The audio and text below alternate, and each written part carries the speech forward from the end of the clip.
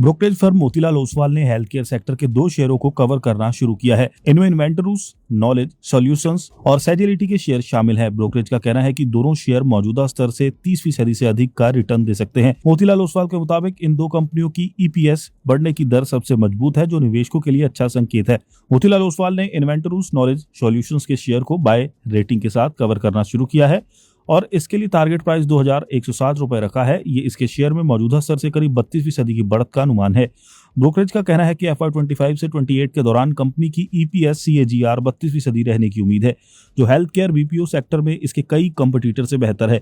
मजबूत client base, बढ़ती demand और लंबे समय की ग्रोथ स्टोरी कंपनी के पक्ष में काम कर रही है। इसके साथ ही मोतीलाल ओसवाल ने सेजिलिटी के शेयरों को भी बाय रेटिंग के साथ कवर करना शुरू किया है। इसके लिए टारगेट प्राइस 63 रुपए तय किया गया है, जो इसके शेयरों में लगभग 31% की तेजी का अनुमान है। ब्रोकरेज का कहना है कि FY25 से 28 में कंपनी की ईपीएस लगभग 31% CAGR से बढ़ने का अनुमान है।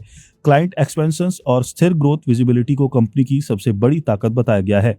दूसरी ओर एनडीजीनी को मोतीलाल ओसवाल ने न्यूट्रल रेटिंग दी है और इसके लिए 595 रुपए का टारगेट प्राइस तय किया गया है। ये इस मौजूदा स्तर से करीब 13% के रिटर्न का अनुमान है। ब्रोकरेज का कहना है कि एनडीजीन की ईपीएस ग्रोथ अपने सेक्टर की बाकी कंपनियों की तुलना में धीमी है, इसलिए रेटिंग को न्यूट्रल रखा गया है।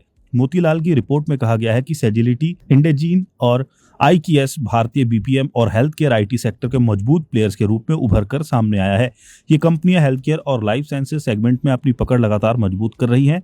ब्रोकरेज का मानना है कि ग्लोबल क्लाइंट्स इस समय बढ़ती लागत, जटिल रेगुलेशन और डिजिटलीकरण की जरूरतों को पूरा करने के लिए भारतीय कंपनियों की ओर तेजी से रुख कर रहे हैं। ऐसे माहौल में ये तीनों कंपनियां अपनी विशेषज्ञता, मजबूत एग्जीक्यूशन और डिजिटल क्षमताओं की बदौलत तेज ग्रोथ हासिल कर सकती हैं। मोतीलाल ओसवाल ने कुछ प्रमुख जोखिमों की भी चेतावनी दी है। इसमें अमेरिका और यूरोप में हेल्थ केयर खर्च में कमी, नीतियों में बदलाव, करेंसी उतार चढ़ाव, ऑटोमेशन में मार्जिन पर दबाव, क्लाइंट्स का मर्जर या कंसोलिडेशन, फार्मा और लाइफ साइंसेज के R&D बजट में देरी, कर्मचारियों का कंपनी छोड़ना और टेक्नोलॉजी में तेजी से बदलाव आदि शामिल हैं।